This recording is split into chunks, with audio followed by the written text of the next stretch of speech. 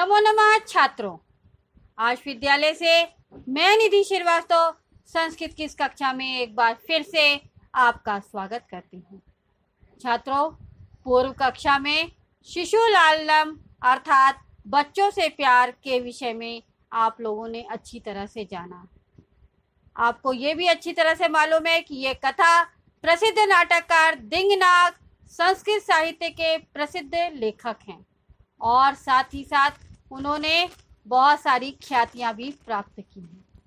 छात्रों, यह नाटक जो है वो प्रसिद्ध नाटक कुंदमाला के पंचम अंक से संपादित किया गया है और इसमें रामायण की उत्तरार्ध की कथा का हृदय स्पर्शी चित्रण किया गया है। छात्रों, इसमें राजा राम की हृदय स्पर्शी मार्मिक भावनाओं को सरल व सुंदर रूप से प्रस्तुत करने की पूरी कोशिश की गई है।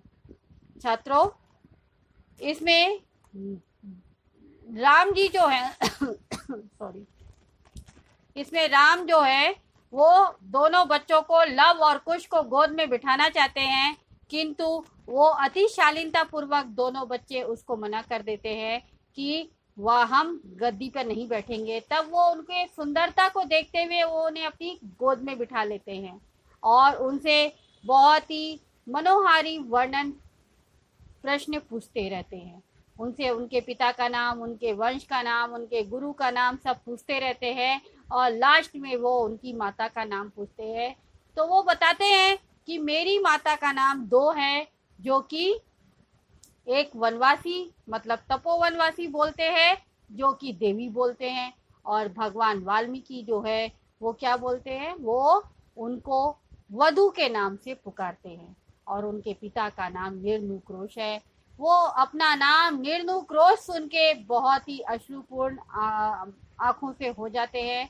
और फिर उसके बाद में आगे क्या होता है, आगे की कथा को जानने के लिए छात्रों आइए हम देखते हैं क्लास 10 संस्कृत चतुर्थ पाठा शिशु लालनम का पंचमा पाठा। प्रस्तुत पाठ में गद्यांश का हिंदी भाषा में अर्थ और संधि विच्छेद पर हमने प्रकाश डाला है। यह गद्यांश छात्रों अपी से लेकर अपनयामी तक है। तो ध्यान से देखिए छात्रों, बहुत कठिन कठिन स्पेलिंग्स हैं, उनको ध्यान दीजिएगा। अपि च स्तावद वयस्य मुहूर्त मात्रम। अपीचा यानी और भी, इतस्तावत यानी इधर से, ठीक है, तो इधर से, वयस्य यानी मित्र, मुहूर्त मात्रम, मुहूर्त यानी क्षण, मात्रम यानी भर, तो क्षण भर के लिए, तो मित्र तो इधर से भी क्षण भर। विदुषका उपसृत्य यानी पास जाकर, आज्ञा पेतु भवान यानी आप आज्ञा दीजिए।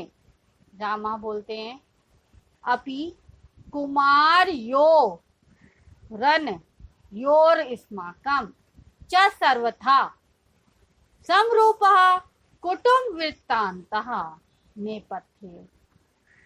उन्होंने कितनी बड़ी बात बोली राम ने बोला अपि यानी क्या, यानी भी बोल सकते हैं और क्या भी। कुमारियोर नयोर स्माकम च सर्वथा यानी कुमारियों की जो कथा है वो अस्माकम परिवार यानी हमारे परिवार से मिलती जुलती लग रही है, यानी हमेशा मिलती। समरूप कुटुंब वृत्तांतम यानी हमारा परिवार, समान यानी समान है। तो उन्होंने क्या बोला कि क्या इन दोनों कुमारों का और अस्माकम यानी हमारे परिवार का जो कुटुंब वृत्तांत है यानी परिवार की जो वृत्तांत है, कहानी है, स्टोरी है, वो सर्वथा समरूप यानी हमेशा एक समान है, एक जैसी प्रतीत हो रही है, ऐसा उन्होंने बोला। नेपथ्य यानी नेपथ्य में। नेक्स्ट देखिए आगे, इयति वेला संजाता रामायण गान से नियोगा किमर्थम न विधीयते। यति वेला यानी यह वेला, बहुत सारे, यति यानी कितनी, वेला यानी समय हो गया, संजाता यानी हो गया। रामायण गानस, ये देखिए छात्रों, वनवासी लोग जो थे, जो तपोवनवासी थे, वो शाम को रामायण गान करते थे, तो इसीलिए यति वेला संजाता यानी इतना समय बीत गया है, रामायण गान से नियोगा यानी रामायण गान क्यों नहीं किमर्थम न विधीयते, यानी क्यों नहीं हो रहा है। ऐसा बोला राम ने कि कितना समय हो गया रामायण गान का कार्य किस लिए नहीं किया जा रहा है या क्यों नहीं हो रहा। तो उभौ यानी दोनों, राजन यानी राजन, उपाध्याय दूतो अस्मान त्वरयति, राजन यानी राजन, उपाध्याय दूतो यानी उपाध्याय का दूत, अस्मान यानी हमें, त्वर यानी त्वरित, त्वरयति यानी जल्दी कर रहा है। ठीक है, तो उन्होंने कहा कि राजन, गुरु का जो दूत है, उपाध्याय का जो दूत है, वो हमें जल्दी कर रहा है यानी बुला रहा है। क्यों? क्योंकि हमें रामायण गान करना है। ठीक है, आगे देखिए। रामः मयापि सम्मानीय एव मुनि योगा, मुनि नियोगा, मयापि यानी मैं भी, मेरे द्वारा भी, मुनि सम्मानीय यानी सम्मानीय है, एव यानी ही, मुनि नियोगा यानी मुनि का कार्य, नियोगा यानी कार्य, जो कार्य में हम लगे रहते हैं, लीन रहते हैं, वो कार्य नियोगा कहलाता है। तो रामा कह रहे हैं कि मयापि सम्मानीय एव मुनि नियोगा तथा ही, यानी मैं भी, मेरे द्वारा भी सम्मानीय है मुनि का कार्य, तो तुम लोग जा सकते हो। तथा ही क्योंकि, देखो उन्होंने क्या बोला, देखिए छात्रों, भवन्तो गायन्तो कविरपि पुराणो व्रत निधिर, गिराम संदर्भोऽयं प्रथमोत्तीर्णो वसुमतीं कथा चेयं श्लाघ्या सरसिरुहनाभस्य नियतं पुनाति श्रोतारम रमयति च सो अयम परिकरः। ठीक है, उन्होंने श्लोक कहा, क्योंकि श्लोक बोला कि भवन्तो गायन्तो कविरपि पुराणो व्रत निधिर, गिराम संदर्भो अयम प्रथम वतीर्णो वसुमतीं कथा चेयम श्लाघ्या सरसिरुहनाभस नियतम पुनाति श्रोतारम रमयति च सो अयम परिकरा। तो छात्रों, सबसे पहले इसका हम लोग अन्वय करते हैं। देखिए अन्वय, भवन्तो गायन्तो पुराणा व्रत निधि कवि अपि वसुमतीं प्रथमम अवतीर्णा गिराम अयम संदर्भा सरसिरुहनाभस्य च इयं श्लाघ्या कथा सह च अयम परिकरा नियतम श्रोतारम पुनाति रमयति च। ठीक है, भवन्तो अन्वय से ही हम लोग हमेशा अर्थ लेते हैं। तो देखिए अन्वय, भवन्तो यानी आप दोनों, आप दोनों कौन? लव कुश। गायन्तो यानी गाने वाले हैं, ऐसा उन्होंने आश्चर्यजनित पूछा। पुराणा यानी पुराण, व्रत निधि कवि अपि यानी तपोनिधि, व्रत निधि यानी तपोनिधि, पुराणा यानी पुराण, कवि अपि यानी कवि भी हैं आप लोग, कवि मुनि वाल्मीकि भी हैं आप लोग। वसुमतीम प्रथमम अवतीर्णा, वसुमतीम, वसुंधरा हम लोग किसको बोलते हैं? धरती पर। ठीक है, प्रथमम यानी पहली बार, अवतीर्णम यानी उत्तीर्ण हुआ, अवतरित हुआ यानी निकला है, स्फुटित हुआ है, गिराम यानी पर्वत, अयम संदर्भा यानी यह संदर्भ। तो वो क्या कह रहा है कि आप दोनों लवकुश गाने वाले हैं, धरती पर पहली बार अवतरित, स्फुट, वसुंधरा मतलब वसुंधरा पे, धरती पर अवतरित पहली बार वाणी का संदर्भ यह काव्य है। सरसिरुहनाभस्य च इयं श्लाघ्या, सरसिरुहनाभस्य यानी कमल नाभि विष्णु के, च यानी और, इयं यानी यह, श्लाघ्या यानी प्रशंसनीय, तारीफ के लायक।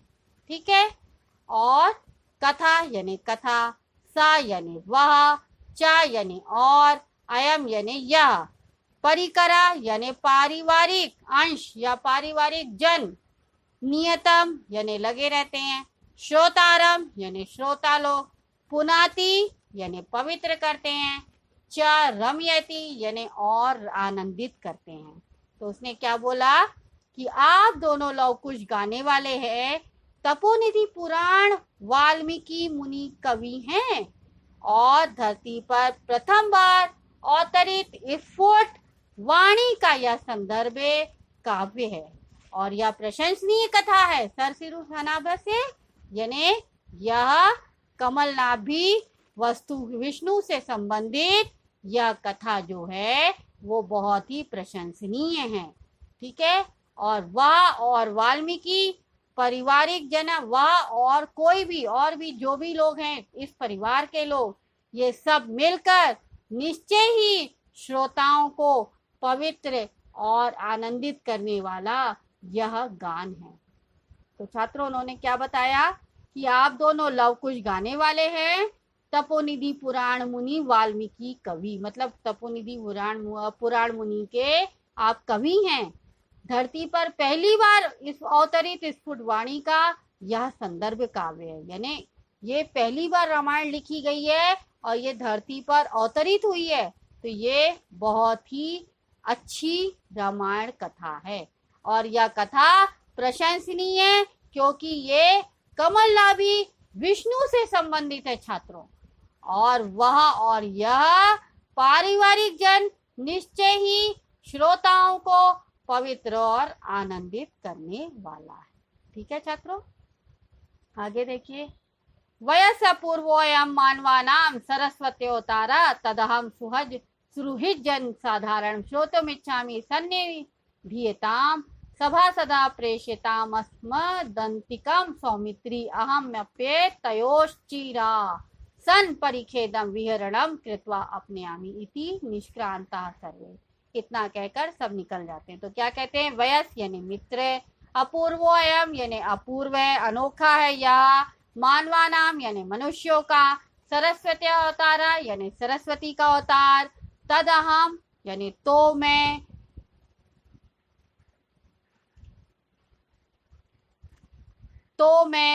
सुहृद जन साधारण यानी मित्र और जनसाधारण को, श्रोतुमिच्छामि यानी सुनने के योग्य, सन्निधिताम यानी पास में रहने वाले, समीप आने वाले, सभासद यानी जो भी सभासद लोग हैं, प्रेषितामस मदंतिकम यानी आओ लक्ष्मण को हमारे पास, सौमित्री यानी लक्ष्मण को, प्रेष्य यानी भेजो, तस्मदंतिकम यानी मेरे पास। तो सौमित्री यानी लक्ष्मण के, सुमित्रा के पुत्र थे तो इसलिए सौमित्री थे, तो लक्ष्मण को मेरे पास भेज दो।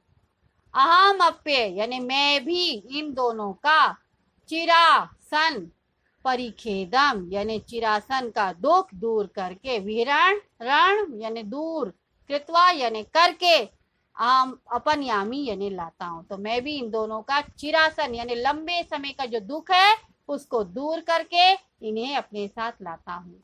इति निष्क्रांता सर्वे, ऐसा कह के सभी निकल जाते हैं। मतलब उसने ये कह दिया राम जी ने कि ये बहुत ही अनोखा है, मनुष्यों का सरस्वती का यह जो अपूर्व अवतार है ये बहुत अनोखा है और लोगों के हृदय को सुनने लायक है। तो मैं भी क्या करता हूँ कि सभासद समीप आओ, मतलब मंत्री को बोलता है पास में आओ, और सुमित्रा के पुत्र सौमित्री अर्थात लक्ष्मण को मेरे पास भेजो। हम दोनों मिलकर ये बच्चों का जो लंबे समय का दुख है उसको दूर करके इन्हें लेकर आता हूँ। और ऐसा कह के सब निकल जाते हैं। तो छात्रों, आपको ये गद्यांश अच्छी तरह समझ में आया होगा। अगर आपको आज के अध्याय में आपने जाना कि राजा राम बच्चों से रामायण का गान सुनकर बहुत ही खुश होते हैं और उन्हें बहुत प्रशंसनीय तारीफ कहते हैं। तो छात्रों, आपको यह गद्यांश अच्छी तरह समझ में आया होगा। अगर आपको कोई भी डाउट है तो आप आज विद्यालय के ऐप्स को लाइक करके क्वेरी में जाकर अपना डाउट पूछ सकते हैं। मैं आपका जवाब जल्द से जल्द दूंगी। तब तक के लिए धन्यवाद छात्रों। नमो नमः।